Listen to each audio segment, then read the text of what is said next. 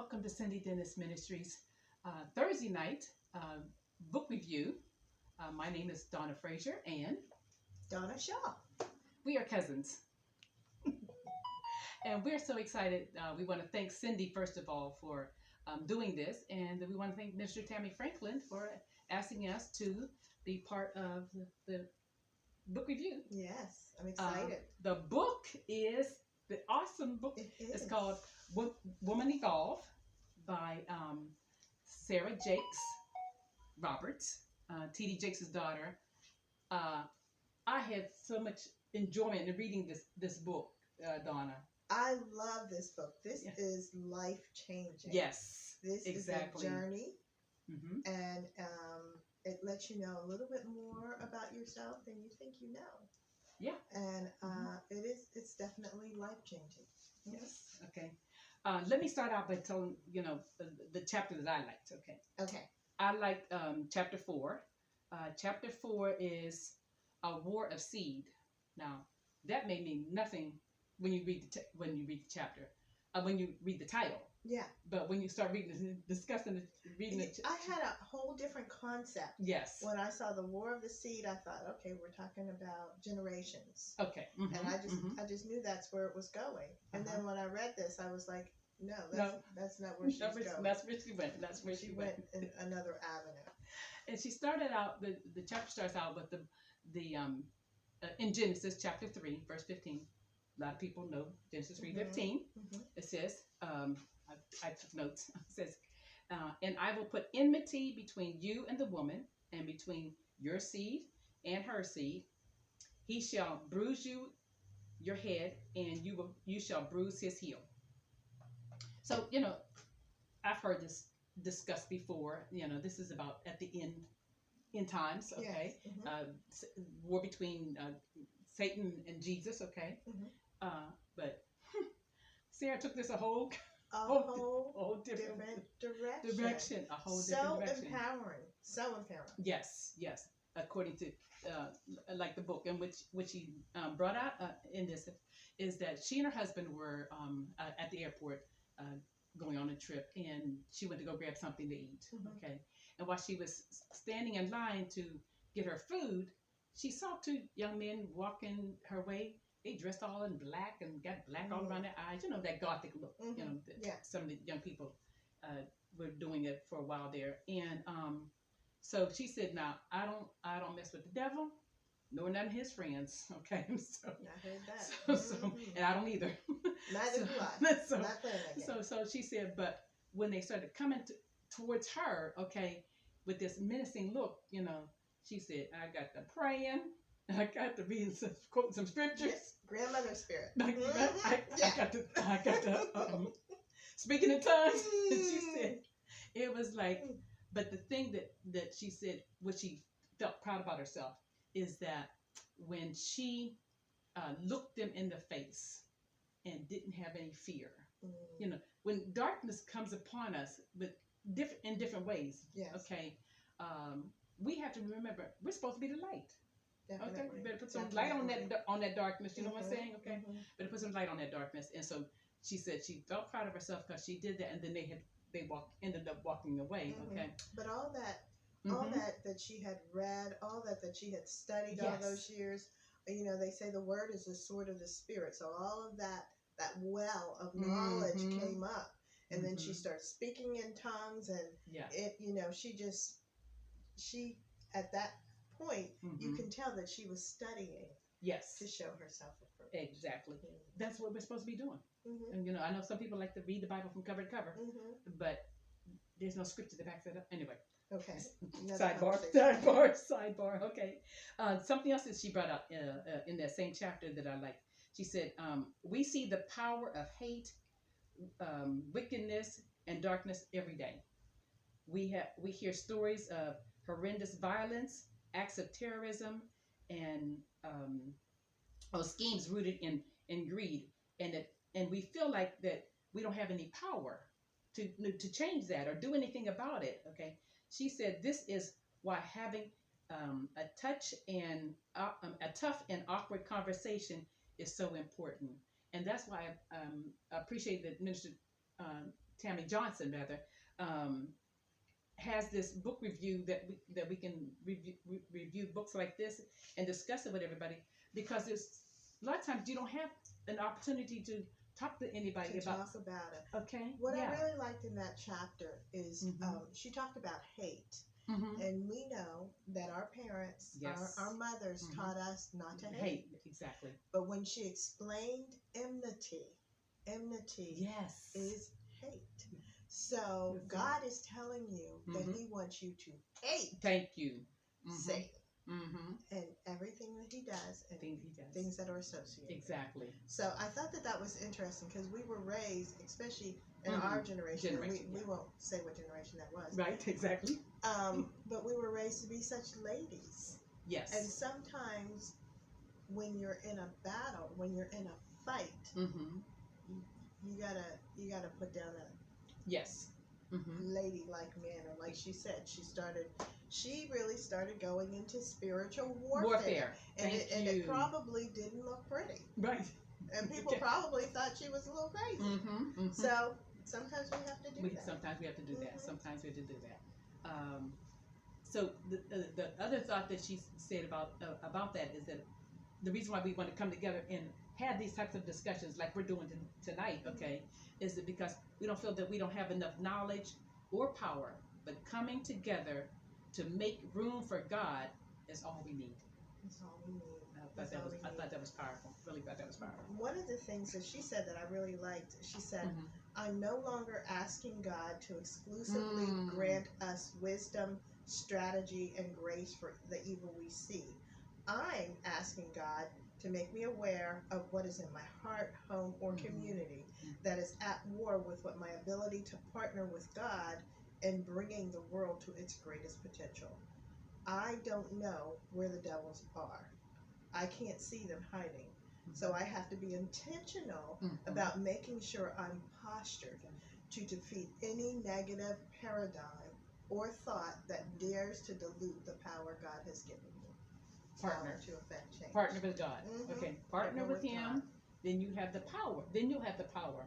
But we are to make change. We are to make change in the world. Okay? And we can't do it in our own strength. Right. Because when we're trying to do it in our own strength, then we doubt ourselves, we operate in fear, and we're not effective. Exactly. So when we partner with God, just like little David did, we can slay giants. We can slay giants. Okay. What else did you get out of the book that you? One of the things that I really liked about the book, and I'm not as organized as you are, Cousin Donna. Okay. I didn't write down chapter and verse. So sorry. But there was a chapter in the book, in this book, that talked about the disciples feeding the 5,000, and how she really talked about the little boy for a moment. And I thought that was interesting, because I've never heard anyone verbalize what that little boy's emotions would be. Yes. How the fact that these strange men came up to him and asked him for his meal, and he gave it to him. Now, me as an adult, just like Sarah said, we would have to discuss. My mother packed this for me. She put this in my special bag, and this is for me. And who are you? Right. I know that guy over there, the Jesus man over there, performs miracles, but I'm not sure what you do. So what is it you're trying to do? So what she was talking about is being humble and being vulnerable, like a heart of a child. And I thought that was so interesting, because I was sharing with you earlier, the Lord has guided me to know that I've been watching too much TV. Oh. He's like, you are going to have to get up off of some of that TV. Okay. And I'm like, but I'm watching Westerns, Lord, and it's not, there's no sex, or they're not cursing at each other. And they got all their clothes on. And they have all their clothes on, and I'm trying to negotiate. You're negotiating with God. Go ahead, girl. Explain it to us. I have watched these Westerns for years. Yes. I'm watching reruns. We were raised on these westerns. We were raised. Come on. I've seen every western. Exactly. And I'm negotiating with God how I don't want to give up my westerns when this little boy, this wonderful little boy, gave up his Happy Meal. Right. So it really, it really showed me something about Donna. Okay. So, that's the chapter that I really liked. Okay. Now, I wanted to finish, read something more in chapter 4. In chapter 4, like I said, it says a war of seed. But this one, something else in here that I thought was really good. Let me see where it was at. Hold on. I got it here.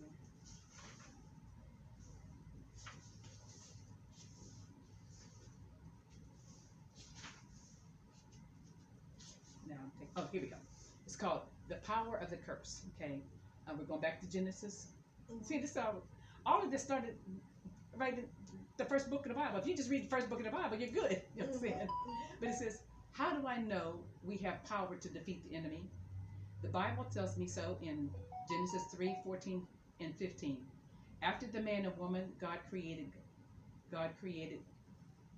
caught God up on their perspective of what occurred in the garden.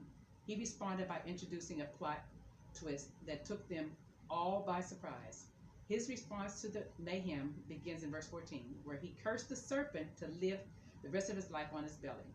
He cursed him more than all the cattle, every other beast out of the field.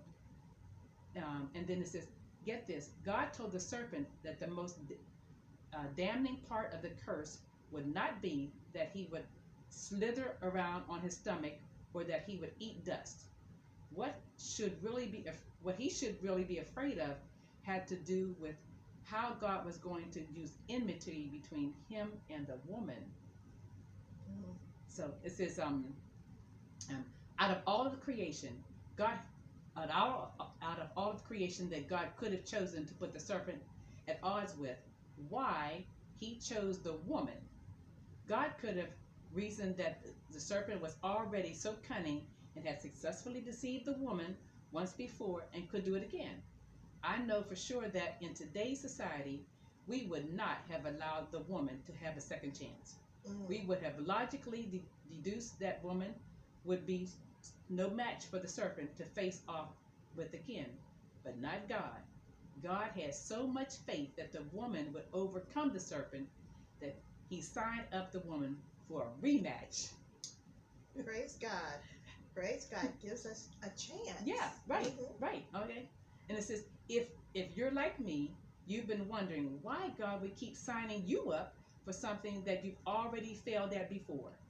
You don't understand why God would keep blessing you and trusting you with a fresh new start after you've fallen short. I hear God saying, I have more faith in my creation than my creation has faith in itself. Praise God. Okay. Praise God. All right. I mean, look at that. God has faith in us. Okay. Amen. Even though people are wondering all about, well, we just human. Okay. Well, yeah, you're human, but you have God on your. You have God on your side. Come on. Yeah. I thought that was good. And He gives you an opportunity to do it again. Yes. You know, and again, and again. Yeah. Okay. And every time we take another opportunity, we learn more. Yes. We're empowered more. So the next time we do it a little bit better, and the next time we do it a little bit better, and pretty soon that big old giant is not a giant anymore. Thank you. It's a little ant. Exactly. Okay. Exactly. So. Any other points out of the book that you enjoyed? There were so many. There's just so many. This is so rich and so many points in this. I really like her own personal story about how she, first she began talking about, she referenced it to Genesis. She said when Satan was talking to the woman and he just asked the question. And he made her question her faith and who God was to her. Exactly. And she went back trying to figure out when she questioned who she was. And she talked about moving from West Virginia to Texas. West Virginia, they were in a really small church. And in Texas, they went to a huge church. West Virginia, they always sat with their family, their mom and their dad. But when they went to Texas, they put their mom and dad up on the pulpit, and then they put the children in the audience, and she felt scared. She felt unsafe, and she started to wonder where she fit. And that... So many people are in that same situation. Okay, especially a lot of women too. So that was like a seed. So that made her feel like she didn't fit. Like, I don't feel comfortable here, but they're not allowing me up there. Yeah. You know, so I need to find some place I fit. Yeah. So there's always someone that's going to pray on our vulnerabilities. Yes. And unfortunately, that's what happened. That's what happened. She was prayed on. And then, not only was she prayed on, but just think about it. She was in public. You know, when we were young, and that would happen to a young girl, they would send them to West Virginia. Exactly. With Aunt so-and-so. Yeah, with Aunt so-and-so. And they would just disappear for a year. And no one would, people, I don't know what happened to her, you know. And then all of a sudden, the girl would come back, and we'd be playing outside. What happened to you for the year? And they wouldn't tell us, you know, we wouldn't know. But in this situation, the whole world knew. Yeah, that's true. The whole world knew. So she really had to go through a lot, learn more about herself to get that inward power that God had given her to write this book to empower us. Yes, exactly. So, I mean, her story on its own is just so empowering. Yes, it is. It is. It is. There was another point in this book too that I like.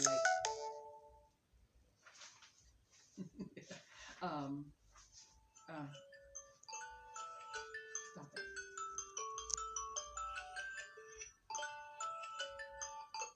Thank you. Sorry, Tim.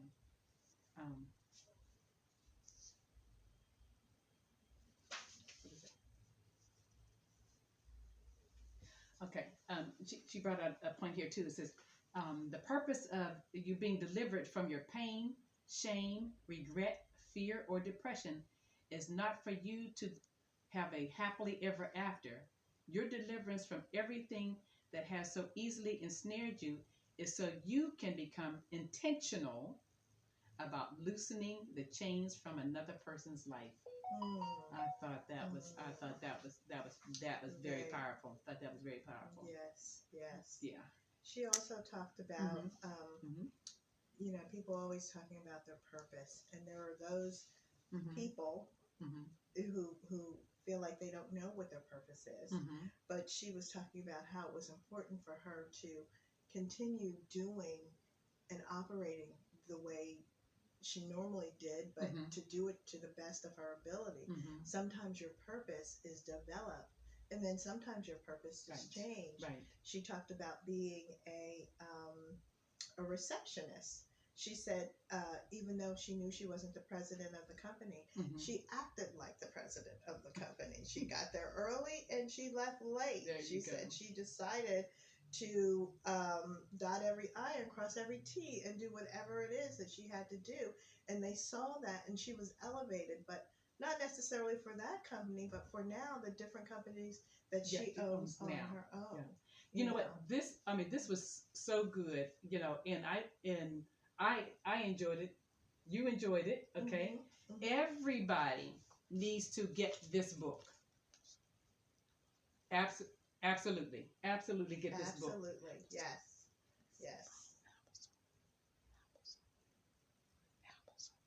Amazon. Oh, yeah. You can get you can order the book online at Amazon. You can even get the book Audible. You know, if you're not one that likes to sit down and read a book, or you don't have time, you can even listen to it in your car, or you know, when you relax in the evening, you can just listen to it. This is such a jewel. You definitely need to get it. And if you ordered it under Amazon Smile, okay, and then click on Cindy Dennis Ministries. Cindy Dennis Ministries will get a donation from Amazon by you purchasing the book. Okay, great. This was great. I hope everybody gets an opportunity to get the book. And thank you again, Cindy, for giving us the opportunity to share our thoughts on this book tonight. Thank you, Cindy. See you.